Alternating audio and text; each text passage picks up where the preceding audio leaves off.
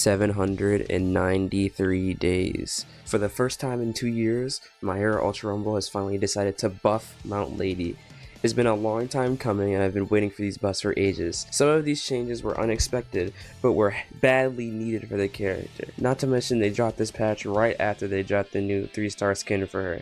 I'm gonna be honest, these buffs are crazy, and they make her play much easier than previously stated in my guides. Today we're going to talk about the patch notes and how they affect Mount Lady's gameplay loop. If you want a more in-depth guide or longer video for this character, go watch my beginners and advanced guide for Mount Lady in the card or in the comments.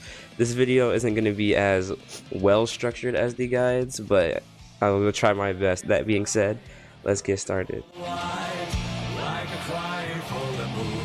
The first buff Mount Lady received was a damage increase to her alpha in her giant form, which is honestly a huge change for her, no pun intended. Before the buffs, Mount Lady's alpha wasn't your main source of damage in her giant form. You would literally have no reason to use it at all, because since most people opted for the beta because it hits through walls and it had a huge hitbox.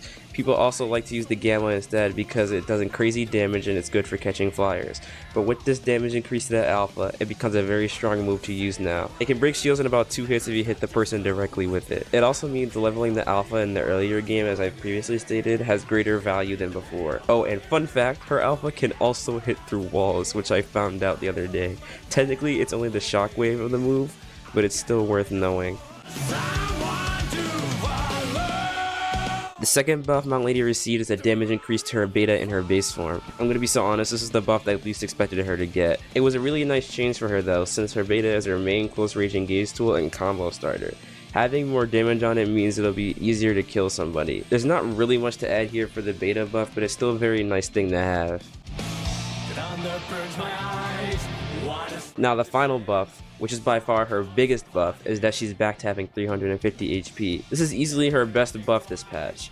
Before, she was capped at 300 health, meaning Mount Lady's survivability was pretty bad compared to other assault characters, like Kirishima. She could easily get melted or be focused if she was out of position. An increase to her HP makes her tankier and more forgiving for beginners, especially since you're allowed to make more mistakes. It also helps her giant form since you're likely to get focused the second you go big and have your health destroyed. Just having that extra health makes her tankier in her special action, and it allows you to be a little bit more aggressive in her small form. An extra 50 health goes a long way. If you combine all these buffs with her new costume, she becomes insane.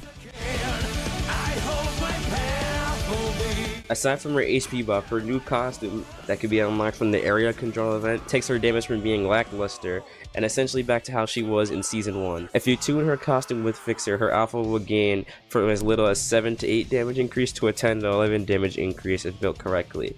Her other slot is Hero Assault, so Sisterly Disposition and Space Hop are really good for her. Sisterly specifically is really good for increasing her survivability in her giant form since her melees have bigger hitboxes and it's easier to trigger. It's also good to use in her small form because you're going to be weaving melees into your combos anyways, and it'll be harder for them to kill you. Space Hop is really good for Mount Lady's movement, especially directly after the Gamma Jump cancel. If you use the Gamma Jump cancel and just normally jump without holding a direction, you'll go really high up and you'll still carry your momentum anyway. You gain a lot of vertical and horizontal height with this build.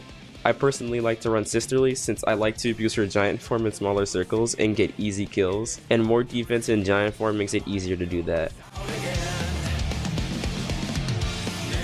Now you're probably wondering, what do any of these buffs mean for the character? Overall, these buffs and the new costume for Mount Lady are really good in my opinion. The alpha damage increase in giant form is a huge upgrade and makes her entire kit usable in giant form, and the beta buff makes her close range fights easier when she's in her base form. Her HP increase is easily her most useful buff and makes her a way better character survivability wise, as she would get melted in seconds before the patch. These buffs make her more of an assault character than she was ever before. I will admit all these buffs make her late game way better and her late game amazing. Although her early game is still lackluster, so I'd stick to looting and leveling early on. I personally believe these buffs can put her closer to the middle of the roster than at the bottom strength wise. But yeah, these are the new buffs for Mount Lady, and thank you guys for watching. I was just really excited to make this video and get it out. So it is shorter than my normal upload, so I do apologize for that. There's a special video coming on the 15th, so do make sure to stay tuned for that. I also have another guide for a different Ultra Rumble character planned soon, one of my mains. Thank you guys for watching, and I'll see you in the next one.